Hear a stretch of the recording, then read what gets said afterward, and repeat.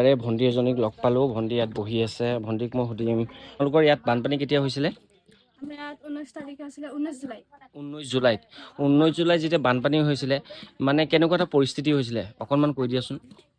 আমাৰ ইয়াত মানে এনেকুৱা কেতিয়াও নহৈছিলে পানী। তাৰপিছত আমি আমাৰ চোতালত পানী আহিলে মানে চবৰে গাঁৱৰ চবৰ ঘৰতে অকণমান অকণমান পানী আহিলে। আমি এনেকুৱা পানী আহে আৰু কমি যায় নাই। আমি এইটো ভাবিলোঁ, ঘৰতে থাকিলোঁ। তাৰপাছত পানী মানে পটককৈ 5 মিনিট 10 মিনিটতে ওপৰতে পাই গ'ল পানী। তাৰপিছত আমি আমাৰ চোতাল মানে অকণমান হেৰি আছিলে, আমি ওলাব নোৱাৰিলোঁ, ডাউন আছিলে, আমি ওলাব নোৱাৰিলোঁ।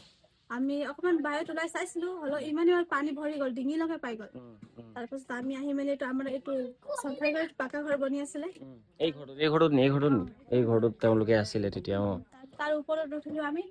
তাৰপাছত পানী মানে বহুত ভেল আহিছিলে মানে। বাট মানে পানীত হেৰি কৰিব একো পৰা নাই। তাৰপাছত এইটো ৱালটোও ভাঙি দিলে। তোমাৰ ঘৰ এইটো নি? এইটো ভণ্টিহঁতৰ ঘৰটো।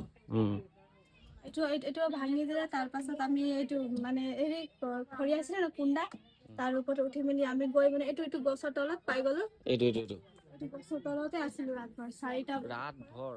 4টা বজাৰ পৰা সেইটো পিছদিনা 4টা বজালৈকে আছিলোঁ। তাৰপাছত তাত বহিলোঁ আৰু ৰাতিপুৱা আমাৰ দাদা আহি নাও লৈ আহি আমাক লৈ